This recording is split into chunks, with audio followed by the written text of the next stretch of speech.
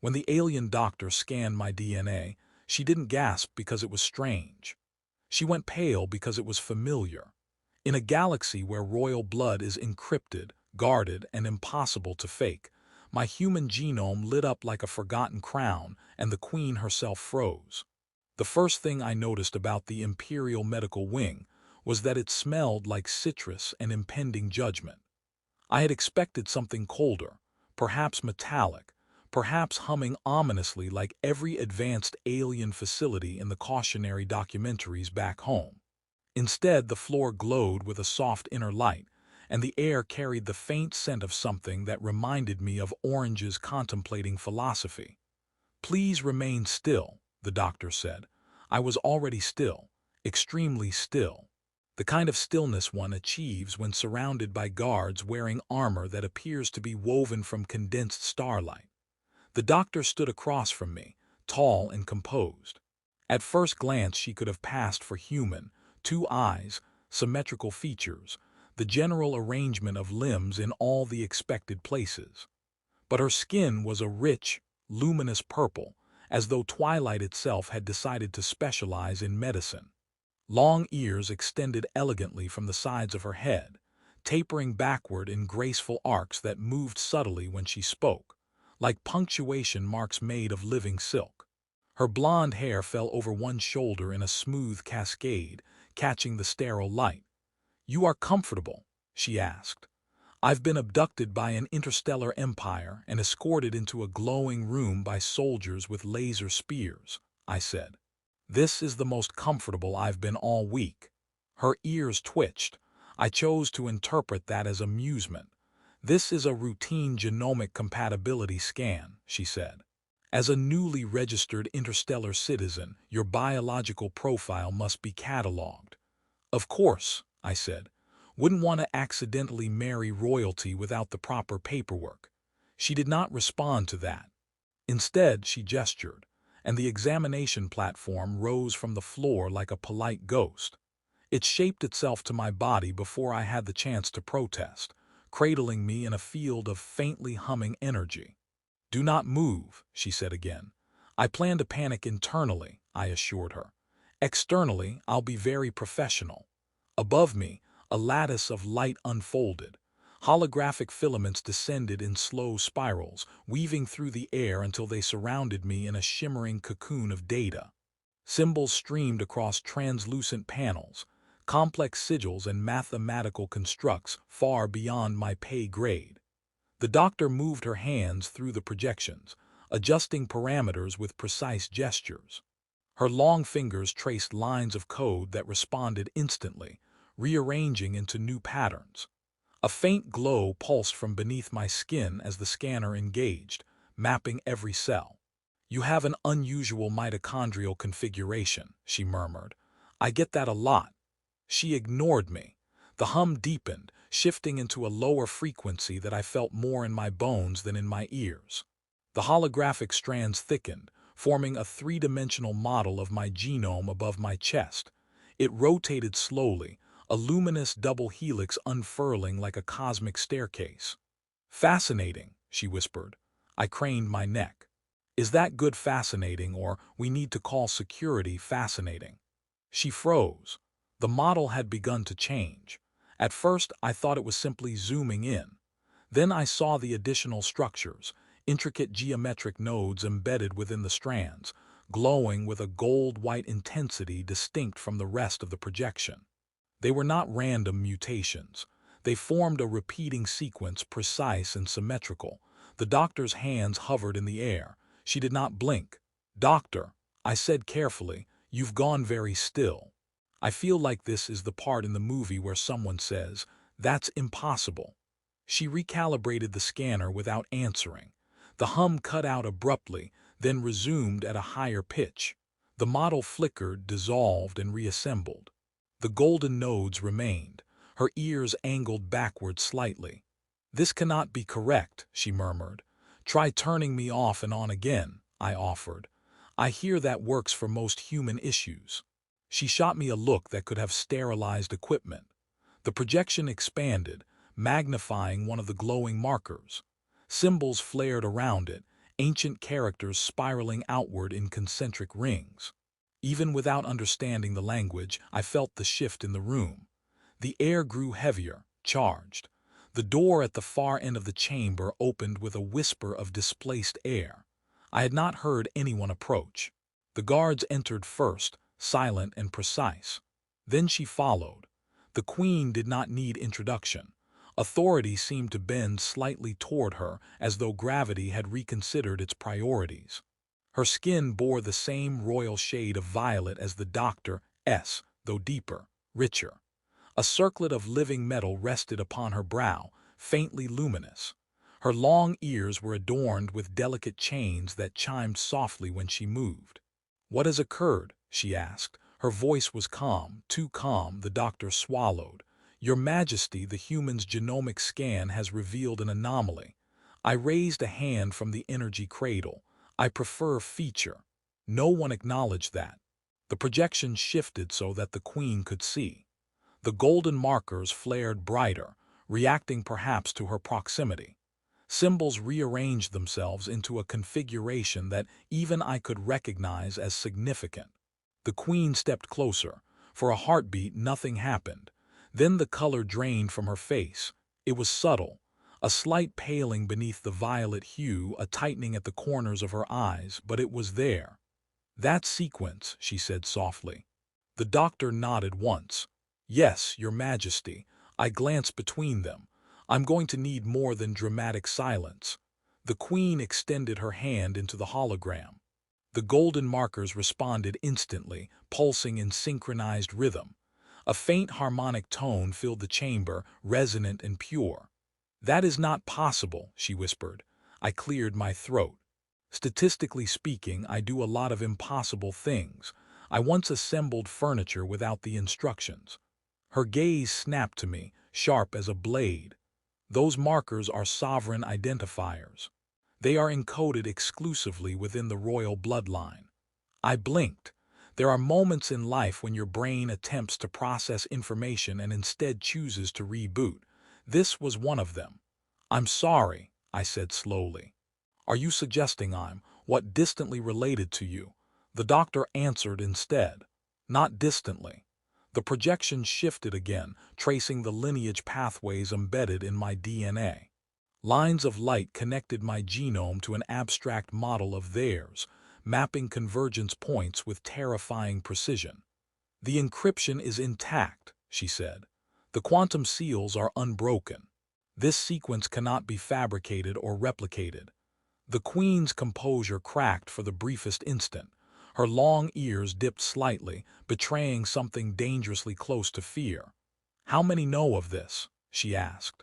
"Only those present," the doctor replied. "Good." I lifted my head as far as the energy field allowed. I feel like I should be clapping or fainting, which is appropriate. Neither option seemed welcome. The queen circled the platform slowly, studying me as though I were a puzzle piece that had fallen from the wrong box. "Humans were surveyed centuries ago," she said. "Primitive, chaotic, biologically unremarkable." "Hey," I said. Her eyes returned to the projection. "Yet here you are, carrying the genetic signature of my house." The golden nodes pulsed again, brighter this time. For a split second I felt something stir beneath my skin, a warmth, like distant starlight remembered. The doctor adjusted the display, isolating the royal sequence. Ancient sigils spiraled outward, forming a crest I recognized from banners in the palace corridors. My mouth went dry. "I promise," I said carefully. "I did not steal any royal DNA. I barely passed high school biology." The queen did not smile, but something in her expression shifted, curiosity threading through alarm. "There are only three explanations," she said. "Clerical error, catastrophic malfunction, or history has lied to us." The doctor's voice was barely audible. "The scanner has been recalibrated 3 times. There is no malfunction." Silence settled over the chamber, thick and electric. I lay there, suspended in alien technology, staring at a hologram that insisted I belonged to an interstellar dynasty. "Well," I said at last, "on the bright side, if I am royalty, I assume this medical visit is now complimentary. One of the guards made a sound that might have been a suppressed cough. The Queen's gaze lingered on me, searching for something, deceit, perhaps, or destiny. "Seal this chamber," she ordered quietly. "No data leaves without my authorization." The doors slid shut. The golden markers continued to glow above me, steady and undeniable. And for the first time since stepping onto this station, I had the uncomfortable sensation that the galaxy was no longer observing me as a curiosity. It was recognizing me. They did not let me go back to my assigned diplomatic quarters. Instead, I was escorted, politely, which is to say surrounded on all sides by extremely armed individuals, to a chamber that was neither a cell nor quite a guest suite. The walls shimmered faintly, responsive to biometric signals. The air temperature adjusted itself every few seconds, as if the room could not decide whether I preferred mildly tropical or thoughtfully refrigerated. "I would like to register a complaint," I told the nearest guard. "If I'm secretly royalty, this Dacre is underwhelming." He stared straight ahead. His armor reflected my distorted face back at me in curved fragments. "Strong, silent type," I muttered. "Classic." The door slid open without warning. The doctor entered first. Her long purple silhouette cut through the room's soft light, blonde hair tied back this time, revealing the full, elegant sweep of her ears. Behind her floated 3 spherical drones projecting layered holographic interfaces. Data streamed between them in silent cascades. "You are not under arrest," she said immediately. That is the most suspicious reassurance I have ever received. She ignored that and gestured. The room responded by forming a circular table of hard light between us. Above it, my genome reappeared, rotating slowly, the golden sovereign markers glowing with steady defiance. "We have initiated a full imperial review," she said. "The high archivists have been summoned." "That sounds expensive," I replied. "Should I contribute?" Her ears angled slightly forward. I was beginning to suspect that ear positioning was their version of facial expressions. "The royal genetic signature is layered with quantum encryption," she continued. "Each marker is entangled with a reference key stored within the central palace core. Only members of the royal lineage can activate resonance." And I activated resonance. Yes. Is there a loyalty card involved? Because I feel like I've earned points. One of the drones emitted a faint chirp, projecting additional layers of data. Lines extended from my genome outward, linking to a second holographic structure, an abstract lattice labeled in their script. Even without translation, I understood what I was looking at. The imperial bloodline. The connections were not faint. They were precise, clean intersections of light, as if someone had drawn them with deliberate intent.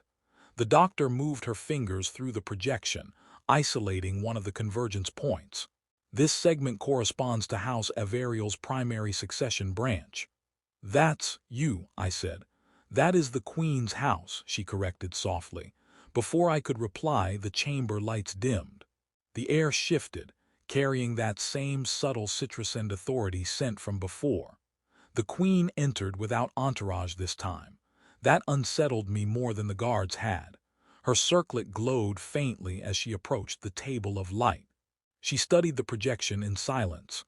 The golden markers pulsed once, synchronized as though acknowledging her presence. "You have verified entanglement?" she asked. "Yes, Your Majesty," the doctor replied. Triple-checked across independent cores. The human's markers resonate with the palace key at 99.999% alignment. "Nothing in biology is that precise," I said, "except maybe caffeine addiction." The Queen's gaze shifted to me. There was less shock in it now, more calculation. "Humans are not part of our recorded expansion lineage," she said. "Our explorers cataloged your world centuries ago.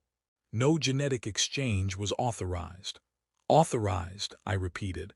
"You make it sound like someone needed to file paperwork before falling in love." Silence followed that, not the irritated kind, the thoughtful kind. The Queen's fingers hovered over the hologram. There were sealed expeditions, she said slowly. Branches of the royal family assigned to diplomatic observation beyond council oversight. The doctor's eyes widened slightly. The exiled initiative. I thought that was a myth, she added quickly. So did we, the Queen replied. The drones reconfigured, pulling up archival records. Most were redacted, entire sections replaced with solid blocks of imperial script. A handful of entries flickered into visibility, dates older than most human civilizations, star systems mapped and then erased. One entry expanded at the Queen's gesture. Expedition 7A Sole Perimeter Observation. I blinked. Saul, that's us. Yes, the doctor said. The record was fragmented. A royal vessel dispatched under private authority, a small crew, a genetic compatibility study initiated without council sanction. Compatibility study? I asked. That sounds romantic and medically invasive at the same time. The Queen's jaw tightened. The file indicates personal involvement of a succession-eligible heir. And then, I prompted. And then, the doctor said quietly, the record ends. I leaned back in my chair. Let me summarize. Centuries ago, one of your royals came to Earth. They ran some unauthorized compatibility studies. Then all records disappeared. And now I show up glowing like a galactic heirloom. That is an inelegant summary, the Queen said. Accurate, though. She did not answer. The golden markers flared brighter, reacting to the heightened emotional field in the room. The hum returned, deeper this time, resonant enough that I felt it in my chest. The doctor tapped another interface. There is more. The markers within your genome are not dormant relics. They are adaptive. Adaptive how? They are integrating. With what? With you. That did not sound reassuring. She magnified one of the sequences. It had begun extending microscopic filaments into adjacent strands of human DNA, weaving itself more thoroughly into my biological framework. Are you saying I'm mutating? I asked. No, she said. You are stabilizing. Into what? The Queen stepped closer. Into something our ancestors anticipated. I exhaled slowly. I preferred being statistically unremarkable. A soft sound escaped the doctor, almost a laugh. Humans are rarely unremarkable. Finally, I said, recognition. The chamber doors slid open again, admitting a cluster of elderly aliens in layered ceremonial robes. Their ears were longer, adorned with intricate metalwork. They carried crystalline tablets that projected shifting scripts. The High Archivists, the doctor murmured. One of them peered at me over the rim of his tablet. This is the human. I'm right here, I said, and yes, I moisturize. He ignored that and focused on the projection. His eyes widened incrementally as he traced the royal markers. This signature was believed extinguished, he said hoarsely. The sovereign branch sealed after the fracture. The fracture, I repeated. I'm beginning to dislike the capitalization in your history. The Queen's expression hardened. The fracture was an internal schism, a division over succession purity. An heir chose exile rather than compliance, and took their DNA with them, I said softly. The archivist nodded. The records imply genetic dispersal beyond imperial jurisdiction. I raised a hand. Hypothetically speaking, if that heir had children on Earth, what would that mean? It would mean, the doctor said carefully, that the royal line was never truly extinguished. The room seemed to contract around that statement. One of the archivists tapped his tablet. If the human carries primary branch markers, he is not a distant cousin. No, the Queen said quietly, he would be direct descent. Every head in the chamber turned toward me. I spread my hands. I swear I did not plan this. The golden sigils shifted again, forming a crest more elaborate than before. A harmonic tone filled the air, resonating with the circlet on the Queen's brow. For a fleeting instant, a bridge of light connected the projection to her crown. The room gasped as one. That resonance only occurs between sovereign signatures, an archivist whispered. I looked at the Queen. She looked at me. This is absurd, I said weakly. I can't even manage my own bank account. You expect me to manage an empire." No one laughed. The doctor stepped closer to me, lowering her voice. "You must understand. If this is confirmed publicly, factions will react. Some will see you as a threat, others as salvation." "I was hoping for mild curiosity," I admitted. Her ears softened forward slightly. "I do not believe you seek power." "I seek a sandwich," I said, "and perhaps a return flight home." The Queen straightened, reclaiming her composure like armor. "Until we determine the full truth, this matter remains contained. The human will remain under protection." "Protection?" I echoed.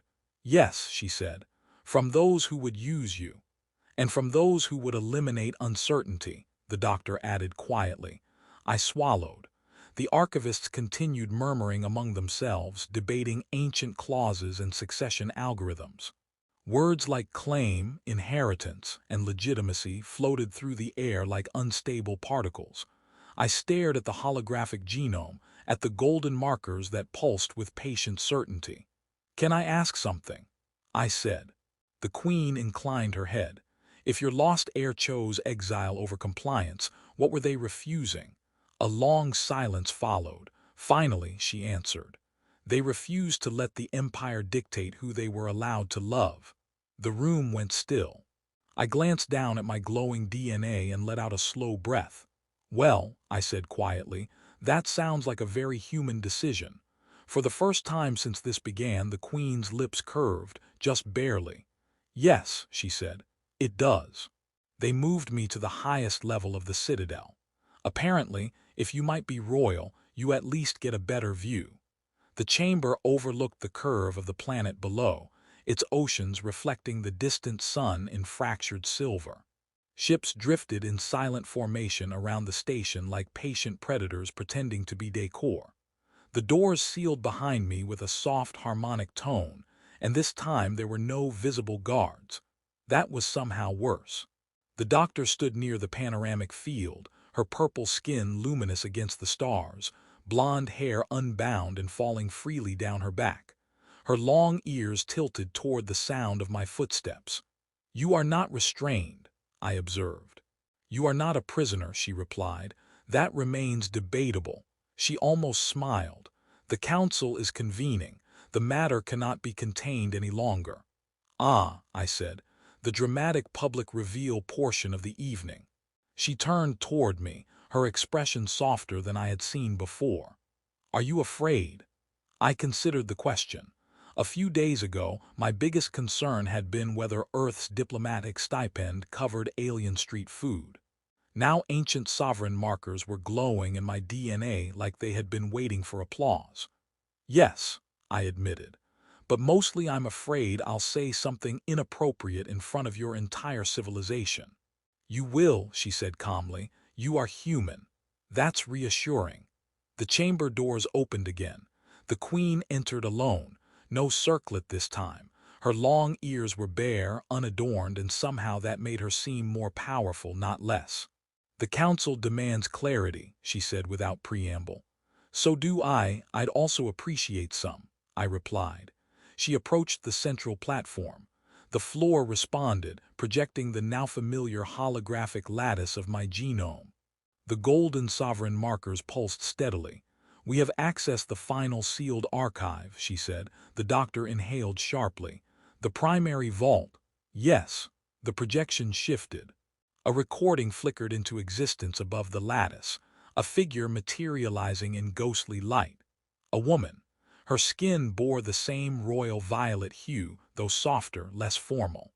Her ears were long and elegant, adorned with simple rings. Her blonde hair was braided loosely over one shoulder. Her eyes held the kind of resolve that reshapes history quietly. "My name is Sarilith Averial," the recording said, "firstborn of the sovereign line." The Queen closed her eyes briefly. "She was the lost heir," the doctor whispered. Sarilith's image continued. "If you are viewing this, then my decision has borne fruit." I felt my pulse quicken. "The council demanded genetic isolation," Sarilith said. "They feared dilution, feared vulnerability, feared love beyond our species." She smiled faintly. I found such fear small. The projection shifted, showing a star map rotating slowly until it settled on Saul. I chose exile, not for rebellion, for preservation. Her image leaned forward slightly. Our line is powerful not because it dominates, but because it adapts, because it connects.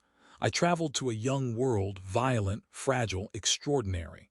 I swallowed. I found in humanity a resilience our empire had forgotten.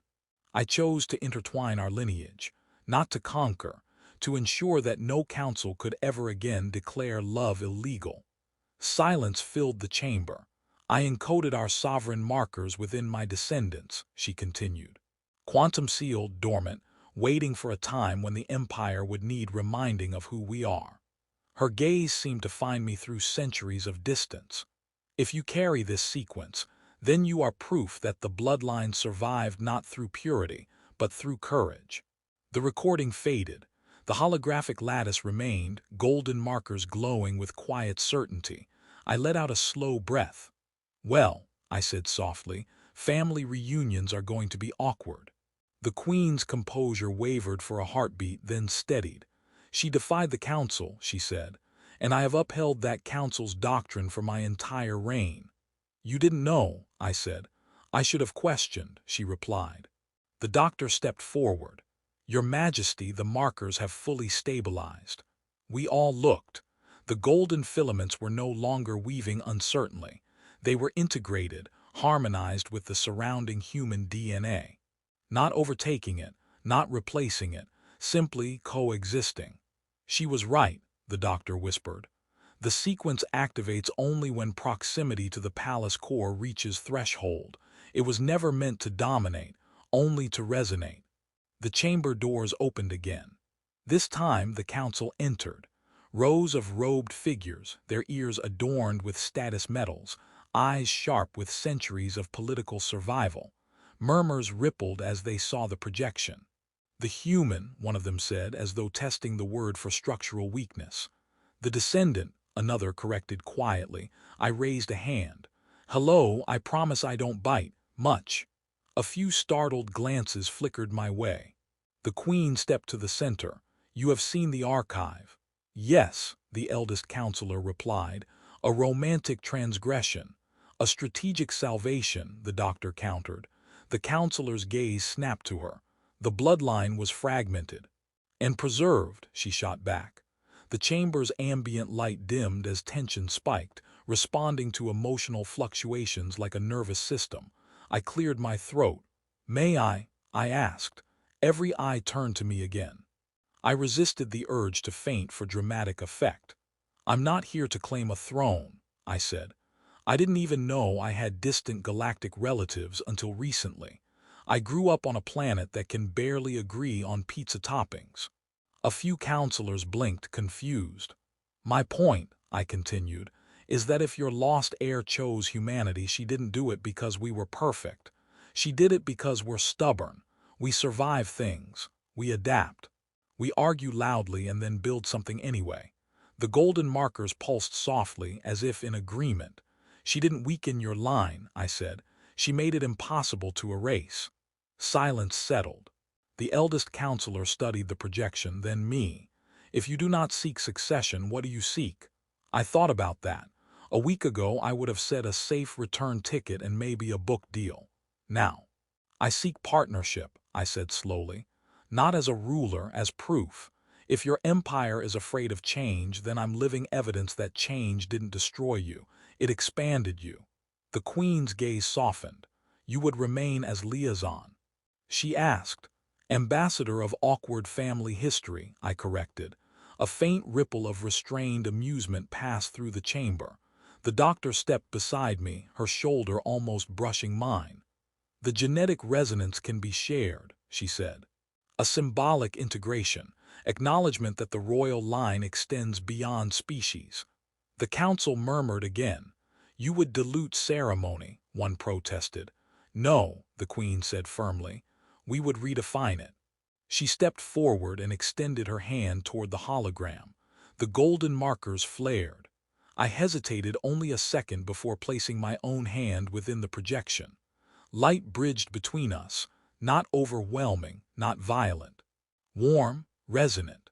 The circlet materialized above her brow once more, but it glowed differently now, interlaced with threads of gold-white light matching the sovereign markers within me. The harmonic tone filled the chamber, steady and balanced. The council fell silent. "It is done," the eldest counselor whispered. "Not coronation, recognition." The light faded gradually, leaving the genome projection stable and quiet. I looked at my hand.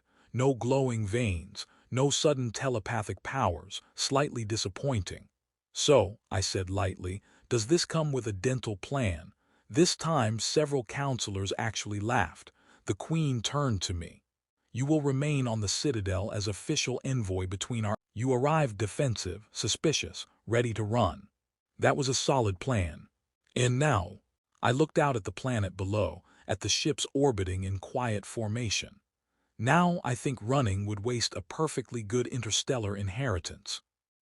She stepped beside me close enough that our shoulders touched. "Welcome to the family," she said softly. I smiled. "Let's try to make it a functional one." Below us the empire adjusted its course, not through conquest or decree, but through acknowledgement.